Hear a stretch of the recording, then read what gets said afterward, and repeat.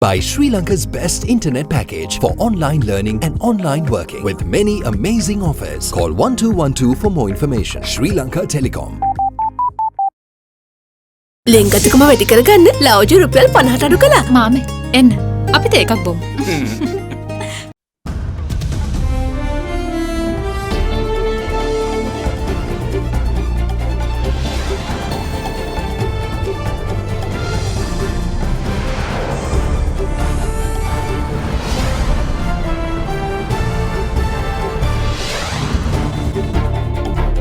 Tonight, unfazed, President Secretary Dr. P.B. Jayasundar is undeterred by the recent action by rating agencies, insisting it lacked proper analysis of the budget 2021. After all, rating agencies are not accountable if something goes wrong. I am personally accountable. Courting diplomatic tension. An opposition parliamentarian tells the parliament to watch out for China. Stop harping about the war. War was finished 11 years ago. Worry about the Chinese. New normal. Warnings of COVID-19 spread with cash. Theoretically, there is a possibility that if somebody with COVID infection using currency, there is a possibility of getting this infection. All that and much more coming up on First at 9, this Saturday the 5th of December 2020. From AdaDerana, this is AdaDerana First at 9. නව sunlight sakura. Then දික්කල් පවතින sakura මල් සුවඳින්. Live from Studio 24 in Colombo.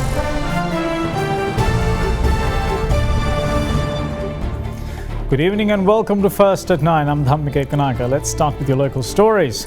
Now, the government is set to review the status of isolation in some areas and lift the lockdowns, provided that it is unlikely that there would be any possible new clusters of the virus emerging from those respective areas.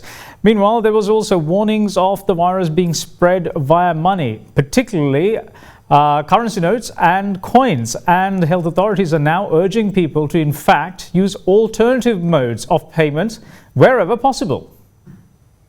Sri Lanka was confronted with a second wave of COVID-19, but the twist is that the virus strain which came into circulation the second time around is far more dangerous than what the island had to contend with during the first wave. To date, 117 lives have been claimed by the virus during the second wave. However, the lowest number of daily COVID-19 fatalities in recent times, since the virus made a comeback in early October, was reported yesterday with just one death. The victim was a 72-year-old man whose cause of death was stated as a bacterial infection which had been exacerbated due to the COVID-19 infection.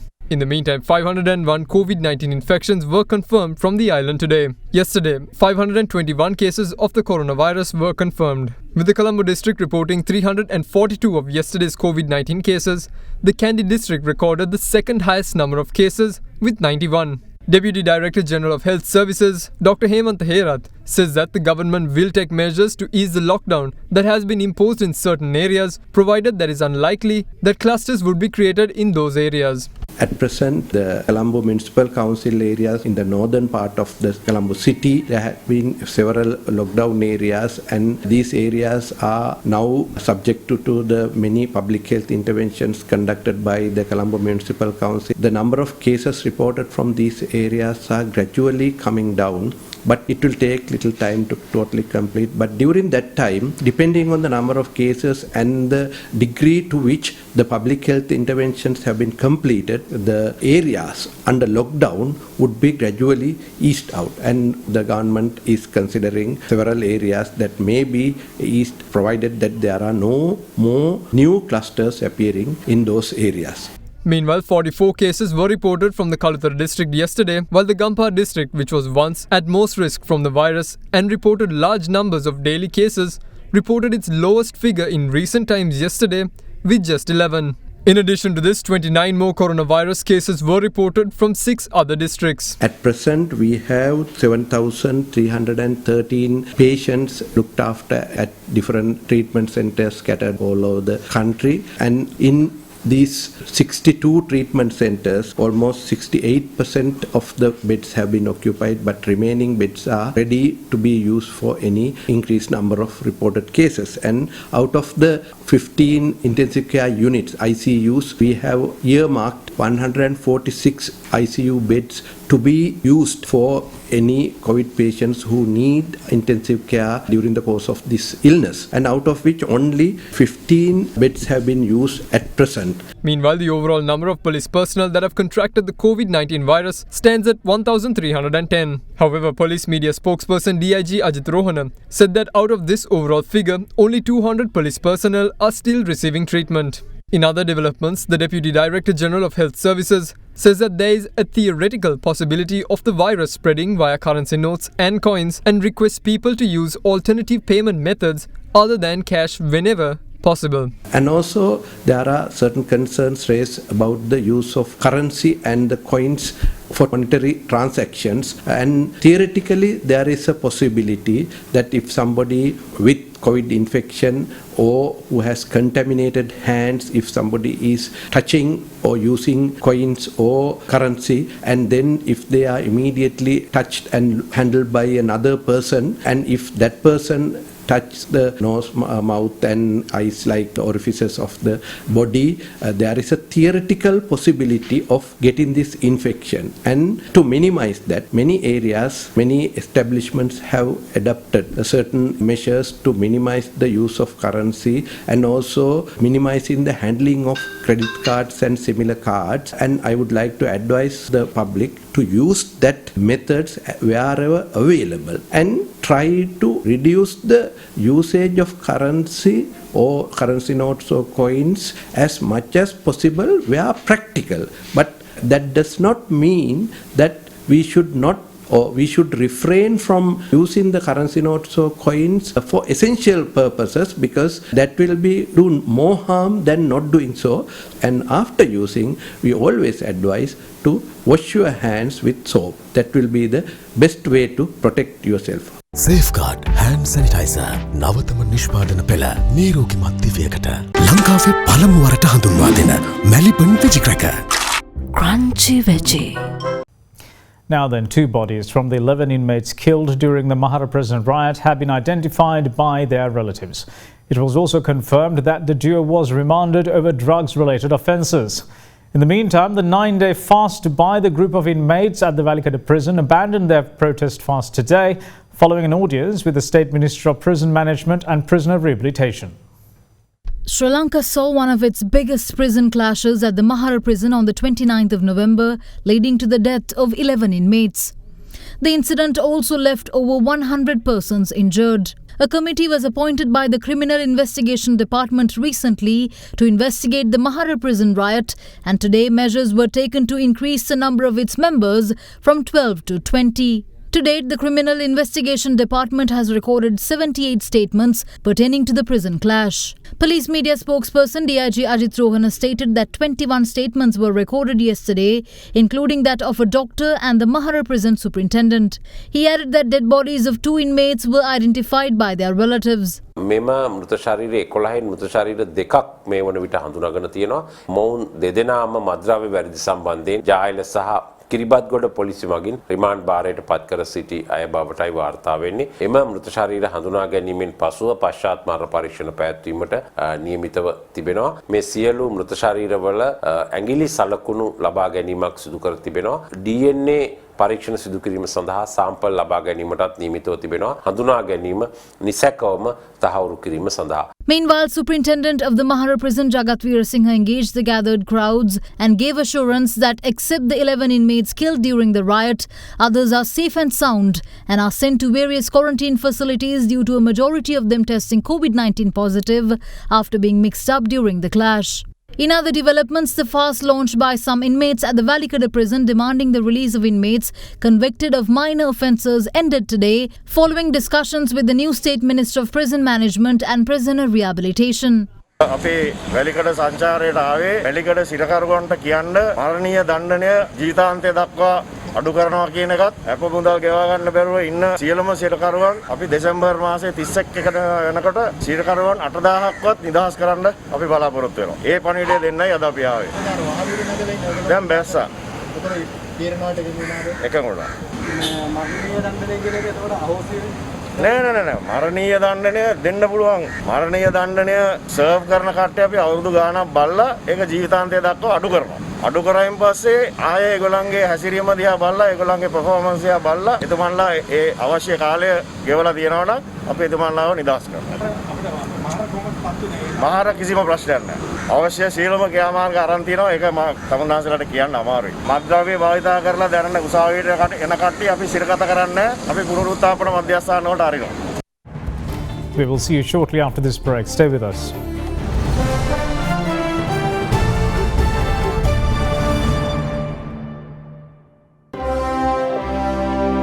Ceylon Bank, the bank with a heart.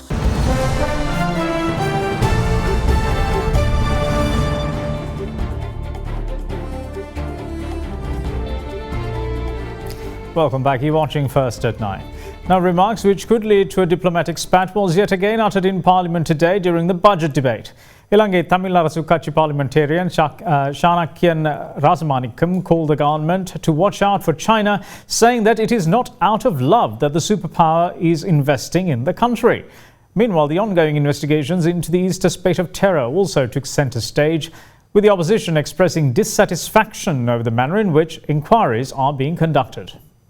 අද වෙනකොට පාස්කු පරීක්ෂණය carpet එක යට ගහලා පරීක්ෂණය පිටිපස්සට දාන්න යන්න එපයි කියලා කාඩිනල්තුමා රජයෙන් ඉල්ලීමක් කරා.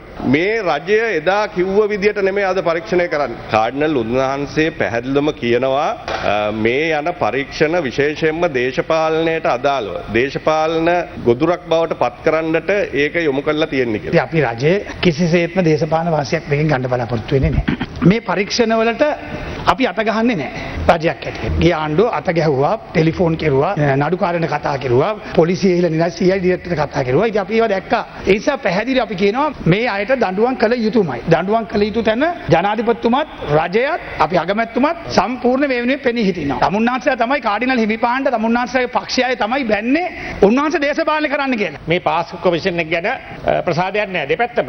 ඉතින් අපි විවාදයක් ඉල්ලනවා ඉතාමත් ඉක්මනින්. හරි ඒක මේ කොමිෂන් එක යන දිශාව ගැන අපි ඕන වෙලාවකට විවාදයට ලෑස්ති.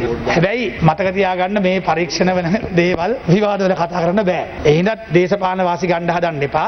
මේක වැරද්දක් වුණොත් එදාට ඔබතුමාලා විශ්වාස භංගයක් කියනවා. I think one of the main things that need to be done is we need to increase the accessibility in the north and the east. If you look at the north and the east of this country, there's very little development, there's very little accessibility. If you look at tourists who want to travel to Jaffna today, if a tourist is going to spend 7 days in Sri Lanka, it will take 1 day to travel to Jaffna by road, 1 day back from Jaffna by road to come back to Colombo. Same with Batiklo. The Thalaimana Rameswaram ferry. This ferry used to be a very lucrative business back in the day. I still don't understand why we haven't started it. If we can start this Thalaimana ferry, we are opening ourselves to almost a population of 1 billion Indians who would like to come to Sri Lanka. Sri Lanka and India have free trade agreements which we are not making use of. You know, Batiklo has a lagoon that is nearly 80 kilometers long. It's got the same atmosphere as Kerala. People travel to Kerala just to go on houseboats. Why haven't we done that? Why can't we look at that? There's an island called Mantivu. It's home to so many migratory birds. There are so many buildings there. Why can't we renovate these buildings and, you know, that will be a reason why people would want to come to Batiklo. Does Sri Lanka have a single theme park?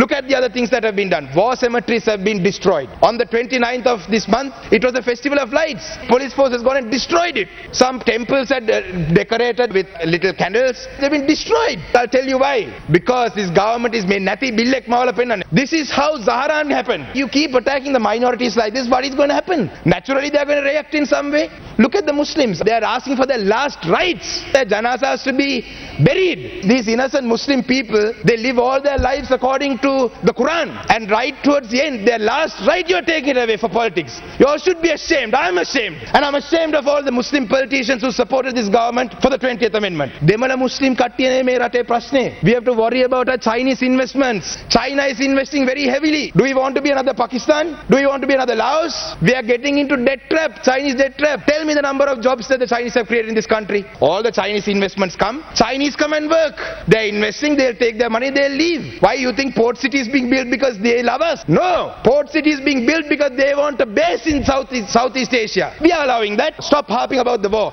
War was finished 11 years ago. Worry about the Chinese. Now, Secretary to the President, Dr. P.B. Jayasundara, says that he is absolutely confident of the country's growth path, which looks to replace its debt-oriented economy with a sustainable one, despite the doom and gloom painted by ratings agencies. Speaking to Indi Vriyamuatta on our current affairs program at Hyde Park on AdaDerana 24, Dr. Jayasundara also insisted that the government has not imposed an imports ban. However, some big-ticket items, such as vehicles, are stopped from being imported. In explaining the situation, the President's secretary added that he is in favour of the government honouring its debt obligations over the country spending a staggering $1,500 billion on vehicle imports per annum. Some may believe that Sri Lanka should have a balanced approach or should have dialogue, especially when we talk about the European Union. They've warned us against the GSP Plus, especially with import restrictions. Do you stand by Sri Lanka's decision to restrict imports? If we lose this concession to our exports, can we withstand the repercussions? We haven't stopped imports. Let's be very clear.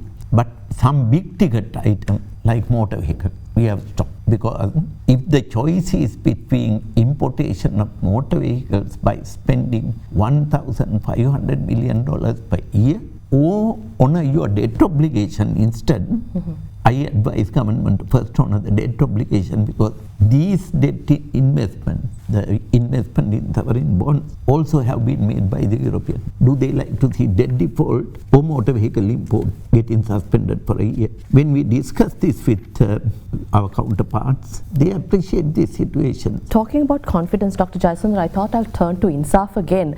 Confidence, Fitch ratings, this is something I want your response to also. We see that international rating agencies have looked at Sri Lanka, downgraded Sri Lanka. Moody's earlier and now Fitch. What do you see as an investor? Any investors, especially institutional investors, when they look at investments into a country, obviously recent downgrade doesn't play well. But at the same time, I think as we've gone through the 2000, era of irrational exuberance, etc., we've experienced that these rating agencies don't necessarily get it right every single time. So, for instance, if you look at it, in 2011, American credit rating was downgraded by Standard & Poor's. Yet, if you look at 2011 to 2020, the US has had one of the most phenomenal economics, going from Dow Jones going from 8,000 to 30,000. Another thing that to keep in mind with these credit rating agencies is, as of June 30th, 33 countries were downgraded, 40 countries were put on negative outlook. And out of those 40, 18 have now been downgraded. So essentially half the countries they're monitoring have been either downgraded or a negative outlook been given. How do you respond I think to this? he has responded quite well. That is an investor perspective. Rating agency ratings matters not very much to the government, it matters to the investors. I know the rating was done even almost simultaneously with the budget, haven't with much deep analysis on the budget, number one. Number two, I'm wondering which country got upgrading from rating agencies in last 3-4 months. I just want to say one thing. If Sri Lanka is looking a conventional solution and live in comfort zone, you just talk to IMF, get a rapid financing facility and claim that you have reserves and life goes on. Or as President Gotabaya Rajapaksa explained in his own vision, I want to model this country on a steady growth path. From 1977 till the last IMF program, this country has been on 17 IMF programs. What have we got? So, country need to think a sustainable development model and innovative development model to fulfill the aspiration of the nation's objectives. So it is in that context we are looking at these policies, and I think investment climate is much better. I can tell you with my experience and also with confidence, because after all, rating agencies are not accountable if something goes wrong. I am personally accountable, and I have seen, because when the going is good, nobody is there, there will be many. But when the going is bad, 1 or 2 persons will have to be accountable. And I am absolutely confident what the policy designs engineered by President Rajapaksa is the right way and a bold way of transforming the country. We speak about GDP growth. We see that even the first quarter growth was released and we're in the negative, and then the second quarter was expected to be released by the 15th of September, but it was indicated by the Census and Statistics Department that we will be receiving these results by the 15th of December. Some may wonder whether there is going to be some sort of manipulation of data here to fit the agenda of the government. For me, whatever the GDP figure they say doesn't make much of a difference. I know first quarter was not very good. Growth was declining over a 5-year period and spilling onto 2020. So I don't think President Gotabaya Rajapaksa can just reverse on 19th of November that downturn. Second thing is, second quarter, even if Census and Statistics Department come up with a positive growth, to me it doesn't make sense, whether negative or not, because country was locked down. So what do you expect? Then we come to the third quarter, and third quarter was election. And country was basically slowly getting back out of lockdown environment. And only thing is the exports that declined to $300 million per month in March with the global interruption bounced back by July, August to $1 billion level. So certain sectors have recovered. To me, if I see more cranes, that's GDP to me. If the cranes are stuck and no construction site at work, even if GDP is 5%, doesn't make sense to me. Activities must take place. Activities must generate growth. We also, during the 3 months lockdown period, online service delivery, online services, distance education. How do you capture this in the GDP now? Methodology has to change. If anybody think you can compute the GDP in 2020 same way that you did the GDP in 2019, I think that itself is a reflection. We don't read 2020 well. We will see you shortly. Stay with us.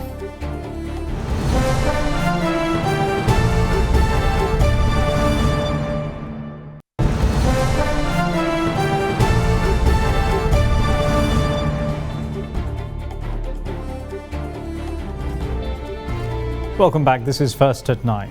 Now, a motorcycle had hit an expectant mother and her 2 daughters last night, killing the 2 children. The incident had occurred at around 9:40 p.m. at a pedestrian crossing in the area of AdaDerana along Gol Road. It has left the expectant mother in critical condition, and she had also lost her fetus.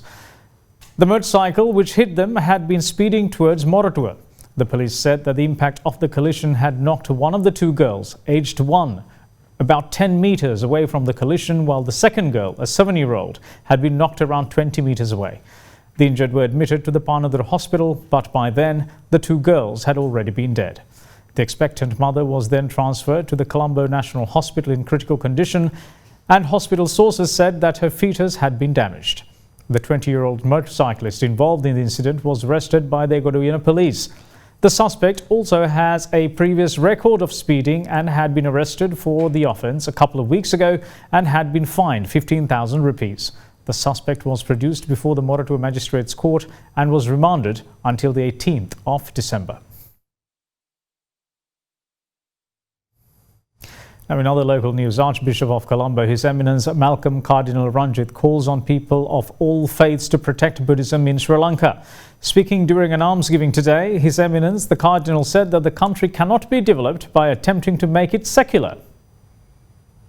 An almsgiving was worked off this afternoon to mark the 85th birthday of the chief incumbent of the Isipathana Rajamaha Vihara in Polonnaruwa, Venerable Udugama Dharma Ratanathera. Archbishop of Colombo, His Eminence Malcolm Cardinal Ranjith, was also present at the event.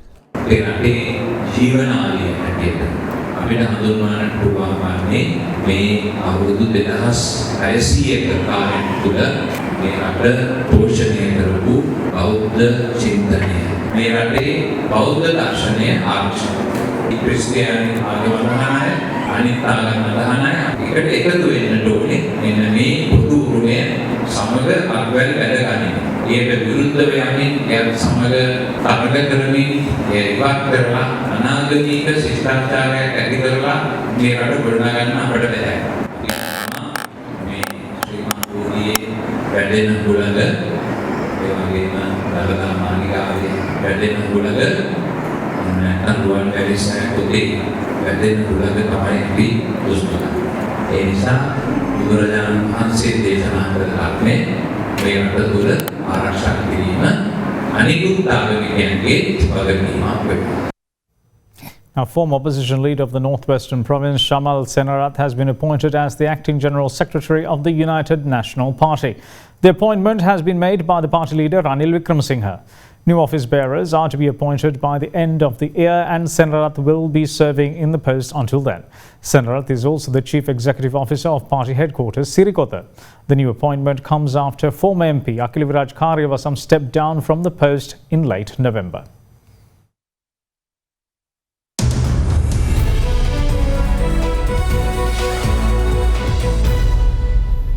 Now, Brent crude futures rose more than 1% yesterday, remaining just under $50 a barrel as expectations of a U.S. economic stimulus package and the possibility of a vaccine for the coronavirus overrode rising supply and increased COVID-19 deaths.